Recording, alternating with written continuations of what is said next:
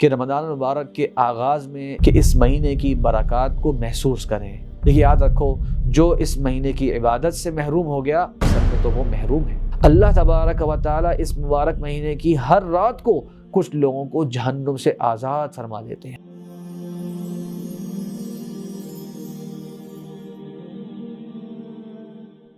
بسم اللہ والحمد للہ والصلاة والسلام علی رسول اللہ، اما بعد۔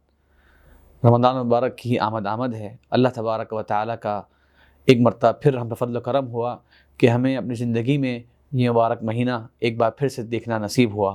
اللہ تبارک و تعالیٰ ہمیں ان کامیاب خوش نصیب لوگوں میں شامل فرما دے جو اس مہینے کو اچھے انداز سے گزارتے ہیں اور جو اس مہینے کا حق ہے اس کو ادا کرنے کی کوشش کرتے ہیں۔ آمین یا رب العالمین۔ انشاءاللہ العزیز ہمارے اس پروگرام میں اور آئندہ آنے والے اسی پروگرام کی دیگر سیریز میں ہم جس موضوع پر گفتگو کریں گے وہ رمضان المبارک میں کیے جانے والے اہم اعمال اور عبادات، اور انہیں ہم اپنی فیملی کے ساتھ مل کر کس انداز سے بہترین طور پر ادا کر سکتے ہیں، کیونکہ مسلمان مومن جو ہوتا ہے وہ صرف اپنے بارے میں نہیں، قوا انفسکم واہلیکم نارا، اپنے گھر والوں کے بارے میں بھی سوچتا ہے، اور نصیحت اس کی صفت ہوتی ہے کہ لوگوں کے لیے خیر خواہی کا پیغام لے کے جائے۔ تو انشاءاللہ العزیز ہم نے خالی یہ نہیں سوچنا کہ کس طرح سے ہمارا یہ رمضان بہت پروڈکٹیو گزرے، بلکہ اپنی فیملی کو کس طرح سے ساتھ انوالو کریں گے، اس سب کو لے کر انشاءاللہ العزیز ہم ان پروگرامز میں گفتگو کریں گے۔ سب سے پہلی بات کہ رمضان المبارک کے آغاز میں جو عمل میں نے اور آپ نے اپنی اپنی فیملیز کے ساتھ مل کے کرنا ہے وہ یہ کہ اس مہینے کی برکات کو محسوس کریں، اس مہینے کے فضائل کو ریکال کریں، اس کی جو خیر اور برکات ہیں اس کا ذکر کریں۔ آپ صلی اللہ علیہ وسلم یہی کچھ کیا کرتے تھے، جیسا کہ حضرت ابو ہریرہ رضی اللہ روایت کرتے ہیں کہ جب رمضان المبارک کا مہینہ آتا تو آپ صلی اللہ علیہ وسلم اپنے صحابہ کرام کو بشارت دیا کرتے، خوشخبری سنایا کرتے۔ خوشخبری کیا دیا کرتے؟ ایک خوشخبری کی مثال ویسے ہی ہے جیسے کہ اگر آپ کے گھر میں کوئی مہمان آ رہے ہوں جو کہ بہت عزیز ہوں آپ کو، اور آپ کو پتہ ہے کہ وہ سال میں ایک مرتبہ آتے ہیں اور آپ لوگ کے لیے، آپ کے بچوں کے لیے بہت طرح طرح کے تحائف لے کے آتے ہیں، تو کتنی خوشی ہوتی ہے ان کے گھر میں آنے کی۔ بچے بھی انتظار کر رہے ہوتے ہیں، سب اس کی تیاری میں لگے ہوتے ہیں، اور کھانا پک رہا ہے وغیرہ وغیرہ، ساری جو آسائشیں ہم اپنے مہمان کو دینا چاہتے ہیں اس کا ایک اہتمام کرتے ہیں۔ تو یہ ایک مہمان کا استقبال انسان کرتا ہے۔ اسی طرح ایک تاجر جب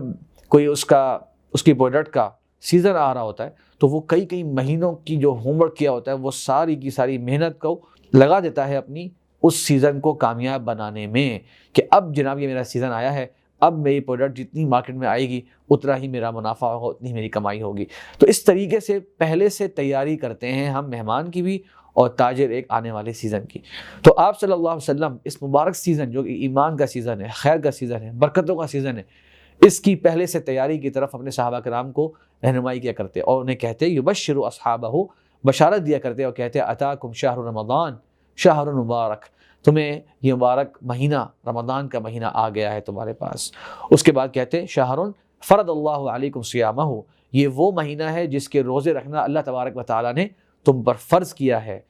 پھر فرماتے تفتح فیہ ابواب الجنان یا ابواب السماء، اس مبارک مہینے میں جنت کے دروازے کھول دیے جاتے ہیں، وتغلق فیہ ابواب الجحیم، اور جہنم کے دروازے بند کر دیے جاتے ہیں، وتغلق فیہ وتصفد فیہ مردۃ الشیاطین، اور جو سرکش شیاطین ہوتے ہیں وہ جکڑ لیے جاتے ہیں۔ پھر فرماتے للہ فیہ لیلۃ خیر من الف شہر، اللہ تبارک و تعالیٰ نے اس مبارک مہینے میں ایک ایسی رات رکھی ہے جو بہتر ہے 1000 مہینوں سے۔ اور پھر ان تمام فضائل کو ذکر کرنے کے بعد ایک تنبیہ فرما دیتے، اور وہ کیا کہتے من حرم خیرہا فقد حرم، کہ اتنی خیر ہے، اتنی برکات ہیں، لیکن یاد رکھو جو اس مہینے کی عبادت سے محروم ہو گیا اصل میں تو وہ محروم ہے۔ یعنی تاجر جہاں وہ اس فائدے کو دیکھ رہا ہوتا ہے وہاں پہ وہ سوچ رہا ہوتا ہے کہ اگر یہ سیزن میرا ناکام ہو گیا تو میری کتنا نقصان ہوگا، کتنا مجھے پھر افسوس ہوگا۔ تو یہی پہلو یہاں بھی بیان ہوا کہ جہاں اس کے فضائل و برکات ہیں وہیں اگر اس کی خیر سے انسان محروم ہو گیا اور سستی میں پڑ گیا تو وہ حقیقت میں محروم ہوتا ہے، یعنی کہ وہ خیر سے محروم ہو گیا، اسے اس پہ افسوس کرنا چاہیے۔ تو اسی طرح سے اپنی فیملی کے ساتھ اگر ہم اس بات کو شیئر کرنا چاہیں تو کیا طریقہ کار ہوگا کہ ہم ان فضائل کو، ان برکات کو ان کے ساتھ شیئر کریں، کھانے کی میز سے بیٹھیں تو اس بارے میں بات چیت کریں کہ رمضان کا مہینہ آ رہا ہے۔ اکثر ہماری گفتگو کیا ہوتی ہے آج کل کہ جناب جو رمضان آ رہا ہے اس میں گرمی کی شدت کیسی ہوگی، کیا بہت زیادہ گرمی ہوگی یا تھوڑی بہت گرمی ہوگی؟ کوئی کہہ رہا ہے نہیں ہیٹ ویو آئی ہوئی ہے جناب، اس میں تو اس بار بڑا مشکل ہو جائے گی روزہ رکھنا۔ اس طرح کی باتیں عام طور پہ ہماری ہوتی ہیں، لیکن جو اس کے فضائل ہیں اور برکات ہیں اس طرف ہماری توجہ عام طور پہ کم جاتی ہے۔ ان کو ذکر کرنے کی ضرورت ہے کہ الحمدللہ ایک نیکی کا موسم آ رہا ہے، ایک توبہ کا موقع مل رہا ہے۔ اس مہینے کے جو اعمال ہیں ان میں سے بہت سارے اعمال ایسے ہیں جن انشاءاللہ ہم آگے ذکر کریں گے ان کی فضیلت یہ ہے کہ پچھلے تمام گناہ معاف ہو جاتے ہیں۔ سوچئے میرے آپ کے پاس کتنی بڑی اللہ کی نعمت آ رہی ہے کہ اللہ تبارک و تعالیٰ دنیا میں مجھے آپ کو ایک موقع دے رہے ہیں کہ اپنے نامہ اعمال درست کر لو،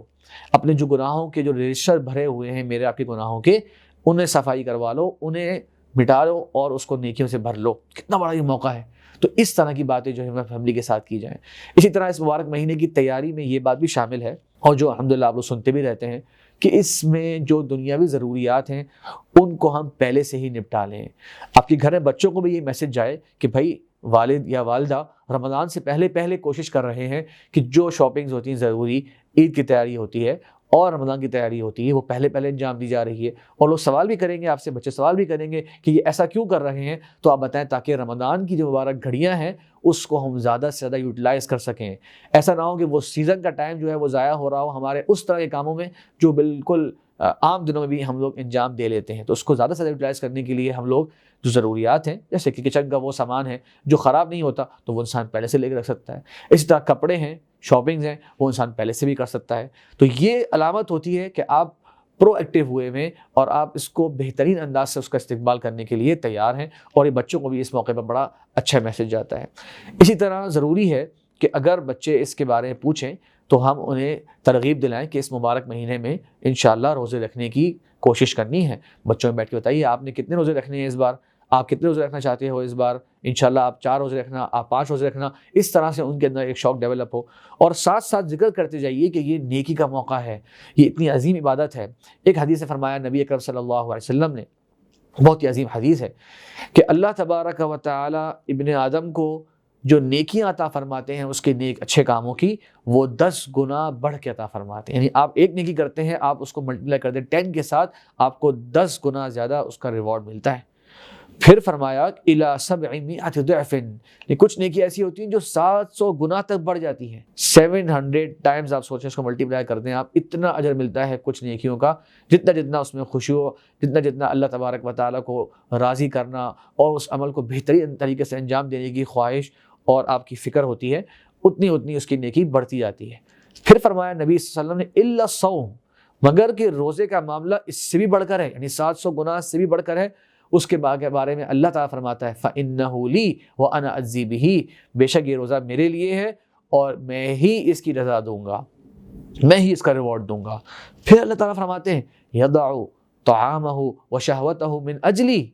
کہ یہ بندہ میرا اپنی نیڈز دنیا کی ان کو چھوڑ دیتا ہے، کھانے پینے کو چھوڑ دیتا ہے میرے لیے۔ اور پھر اللہ تبارک و تعالیٰ کو جو روزے دار کے معدے سے ایک اسمیل جو آ جاتی ہے کافی دیر بھوکا رہنے کی وجہ سے، اس کو دنیا کے لوگ ناپسند کرتے ہیں، لیکن اللہ تبارک و تعالیٰ کے نبی صلی اللہ علیہ وسلم فرماتے ہیں کہ وہ جو اسمیل ہوتی ہے وہ اللہ تبارک و تعالیٰ کو مشک سے زیادہ پسندیدہ اور محبوب ہے۔ اور اس مہینے کی راتوں میں ایک فرشتہ منادی کرتا ہے اور وہ کہتا ہے یا باغی الخیر اقبل، اے خیر کے طلبگار،